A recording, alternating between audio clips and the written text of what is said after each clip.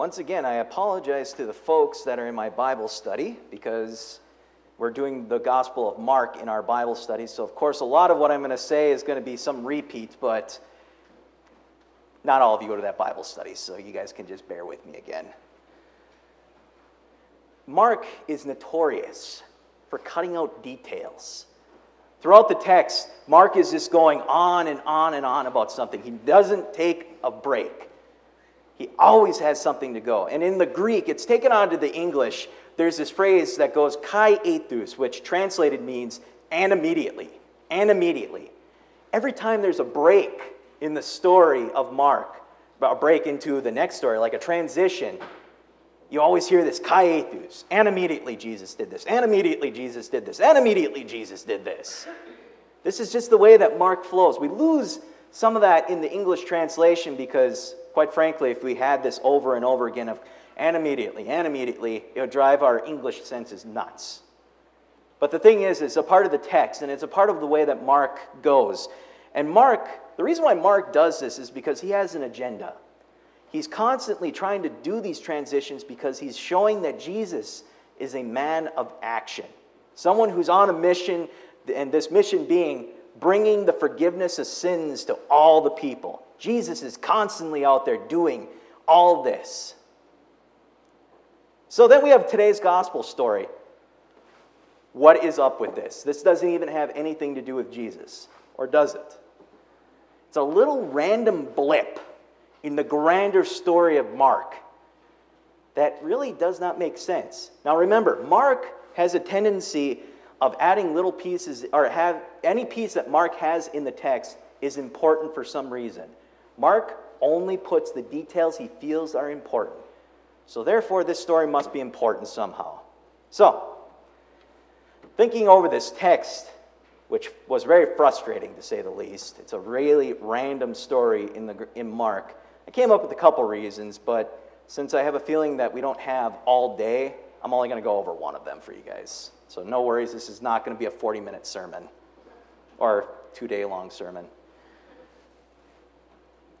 The text starts off quoting people. And you can hear this directly in the text.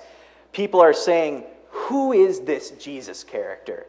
Who is this guy who is wandering out in the wilderness saying things like, the forgiveness of sins are for you, driving out demons, healing people?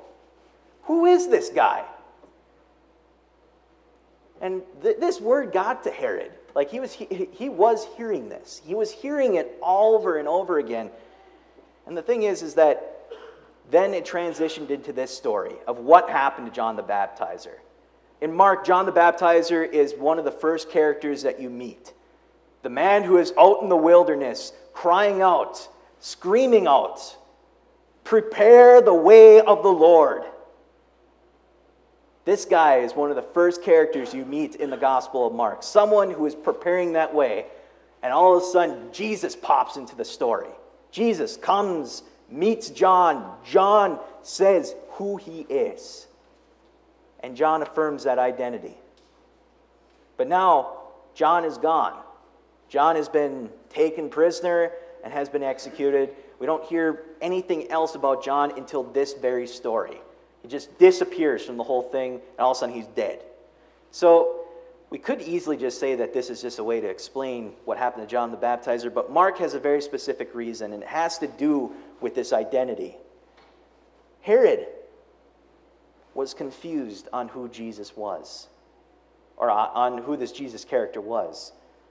John had been saying some weird things that were bizarre, things that a king doesn't want to hear.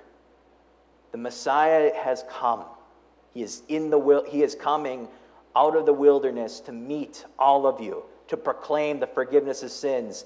He is taking the chaff and taking away from the grain stalks.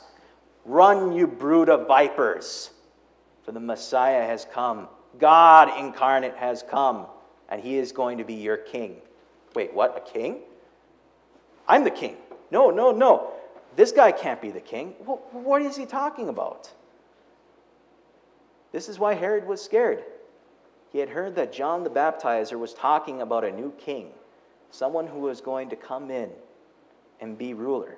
No king wants to hear that. I don't know, there might have been one king who decided that, hey, I'm fine giving up my kingdom or something like that, but I don't think Herod was one of them. And the thing is, he took Herod, mainly after what John had said about the relationship between Herodias and Herod, but then he just arrested him. He didn't really do anything about that because he was listening. He was listening way up to the cross. He was in Jerusalem proclaiming that forgiveness to every person. People didn't like that. People hated that. And so they killed him for it because they wanted to take salvation in their own hands, because they did not understand what God was capable of. They had their own ideas. They boxed up God into their own little tight, neat little box and said, this is what God does. This is who God is. Nothing else is God. God broke that box because God came down incarnate in Jesus Christ. He came fully and truly human. During that whole time said, you are forgiven of your sins. Has met you in your sin. Died because of your sin. And instead of stopping all that, instead of preventing himself from getting killed, Jesus willingly took that cross and died on it, only to be raised again. And instead of God getting angry, God glorified Jesus Christ, saying, this is my message. This is my Son, the beloved. Listen to him. We just came full circle, because that is what is said during the John the Baptist section of the Gospel of Mark at the beginning. This is Jesus Christ, my beloved true Son. And this is who John was talking about. This is the one who had come to bring the forgiveness of sins. And this is why Herod was scared, because he knew that God was coming into this world and that John was proclaiming that. He didn't know if this new figure was this figure, or if it was John the Baptist incarnate, but he knew that God was at work in there. And that God can be a very scary thing.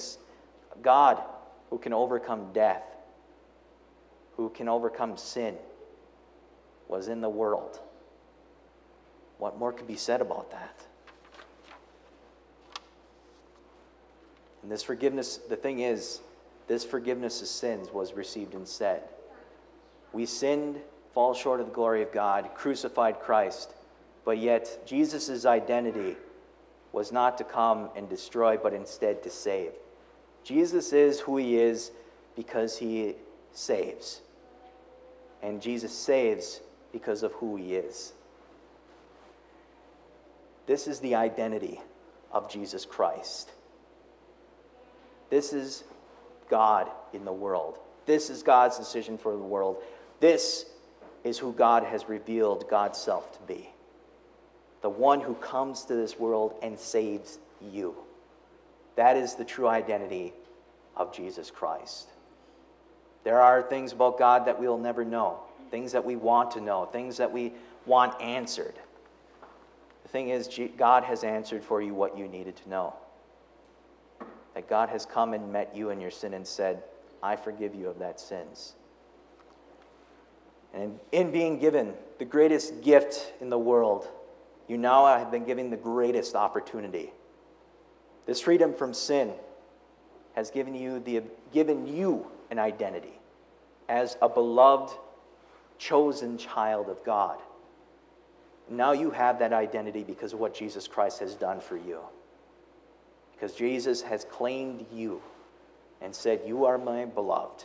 With you, I am well pleased because of what I have done for you. And in this opportunity, we can go out and live lives that reflect what God has done for you.